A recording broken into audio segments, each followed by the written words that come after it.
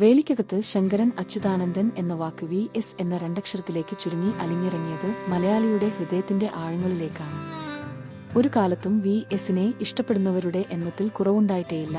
ജനകീയ പ്രശ്നങ്ങളിൽ അദ്ദേഹം സ്വീകരിച്ചിരുന്ന കണിശതയുള്ള നിലപാടുകൾ മലയാളി മനസ്സിനെ അത്രയേറെ സ്വാധീനിച്ചിരുന്നു എന്നു വേണം കരുതാൻ. ആരുടെയും മുഖം നോക്കാതെ നേർ എന്ന് തനിക്ക് തോന്നിയതിനെ നെറിയോടെ വിളിച്ചു പറഞ്ഞ മറ്റൊരു നേതാവ് ഉണ്ടോ എന്നതും സംശയമാണ്. ആ നിലപാടുകളിൽ ഉറച്ചു നിൽക്കുമ്പോൾ എത്ര ഉന്നതന്റെയും മുഖം വി.എസിനു മുന്നിൽ ഒരു വിഷയമേ ആയിരുന്നില്ല. മതികെട്ടാനിലെ കയ്യേറ്റം, പ്ലാച്ചിമടയിലെ കുടിവെള്ള പ്രശ്നം, മറയൂരിലെ ചന്ദനക്കടത്ത് എന്നിവ പൊതുശ്രദ്ധയിൽ എത്തിച്ചത് വി.എസ്. ആണെന്ന് നിസ്സംശയം പറയാം. 1980 മുതൽ 92 വരെ സുദീർഘമായ കാലയളവിൽ CPM-ന്റെ സംസ്ഥാന സെക്രട്ടറി എന്ന നിലയിലെ പ്രവർത്തനം എതിരാളികളുടെ പോലും ശ്രദ്ധ പിടിച്ചുപറ്റിയിരുന്നു.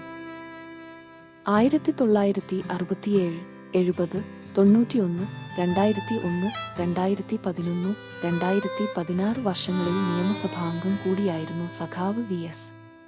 2006 മെയ് 2006 18-ന് 20ാമത്തെ കേരള മുഖ്യമന്ത്രിയായി അദ്ദേഹം ചുമതലയേറ്റു. പാർട്ടിയുടെ പരമോന്നത പദവിയായ പോളിറ്റ് ബ്യൂറോ അംഗമായും അദ്ദേഹം ശ്രദ്ധേയമായ പ്രവർത്തനം നടത്തിയിരുന്നു. ഒരു പ്രതിപക്ഷ നേതാവ് എങ്ങനെ ആയിരിക്കണം എന്നതിന്റെ പാഠപുസ്തകം കൂടിയാണ് സഖാവ് വി.എസ്.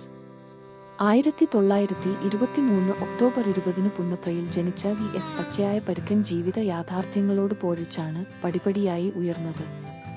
അച്യുതാനന്ദന് 4 വയസ്സുള്ളപ്പോൾ അമ്മയെയും 11ാം വയസ്സിൽ അച്ഛനെയും നഷ്ടപ്പെട്ടു. അതോടെ 7ാം ക്ലാസ്സിൽ അക്കാദമിക വിദ്യാഭ്യാസം അവസാനിച്ചു. പിന്നെ തുണിക്കടയിൽ, കെയർ ഫാക്ടറിയിൽ ഒക്കെ ജോലി നോക്കി.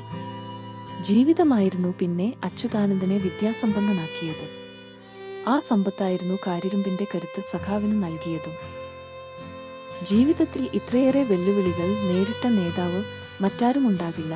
അമ്മക്കും അച്ഛനും രോഗവാദിയുണ്ടായപ്പോൾ ഉള്ളുരുകി ആ ബാലൻ ദൈവത്തോട് പ്രാർത്ഥിച്ചു തന്നെ അനാഥനാക്കരുതേയെന്ന്. പക്ഷേ വിധി മറിച്ചായിരുന്നു. അതോടെ ദൈവത്തെ അവിടെ തന്നെ ഉപേക്ഷിച്ചു ഒറ്റയാനായി യാത്ര തുടങ്ങി അദ്ദേഹം. ഒരു കടുത്ത നിരീശ്വരവാദിയുടെ പിറവിയായിരുന്നു പിന്നീടുണ്ടായത്. 1940-ൽ അവിഭക്ത കമ്മ്യൂണിസ്റ്റ് പാർട്ടിയിൽ വി.എസ്. അംഗമായി. 1946-ലെ പുന്നപ്ര, വയലാർ സമരത്തിൽ പ്രധാന പങ്കുവഹിച്ച വി.എസിന് ഒളിവിൽ പോകേണ്ടി വന്നു. പോലീസ് പിടിയിലായ വി.എസിന് നേരിടേണ്ടി വന്നത് അതിഭീകരമായ മർദ്ദനമുറകളായിരുന്നു. ഒടുവിൽ ഉള്ളം കാലിൽ തോക്കിന്റെ ബേണറ്റ് കുത്തിയിറക്കി മറുപുറം വരെ തുളഞ്ഞിറങ്ങിയ ഇരുകാലുകളുമായി ബോധരഹിതനായ വി.എസിനെ പോലീസുകാർ പാലാ ആശുപത്രിയിൽ ഉപേക്ഷിച്ചിട്ടു പോയി.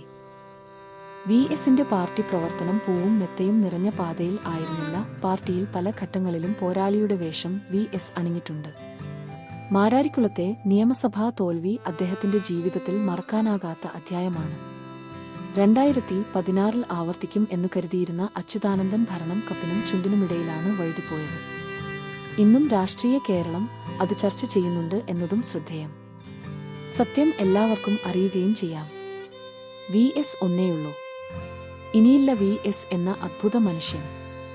നിലപാടുകളിൽ നിന്നു അണുവിട മാറാത്ത, നീതിനിഷേധത്തിൽ പൊട്ടിത്തെറിച്ചിരുന്ന, ഏതുകുന്നും മലയും 18ന്റെ ചുറുചുറുക്കോടെ നടന്നു കയറിയ സഖാവ് വി.എസ്. ഇനി ഒരു വിപ്ലവ സ്മരണ മാത്രമാണ്. കന്നേ കരളെ വി.എസ്.എ എന്ന വിളി കേൾക്കാൻ ഇനി അങ്ങില്ല.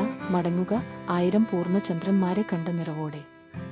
ആരും തുണയില്ലാതിരുന്ന 10,000-ങ്ങൾക്ക് നാഥനായി ഒരു മഹാപ്രസ്ഥാനമായി മാറിയ അങ്ങേക്ക് ഇനി ധന്യതയോടെ മടങ്ങാം.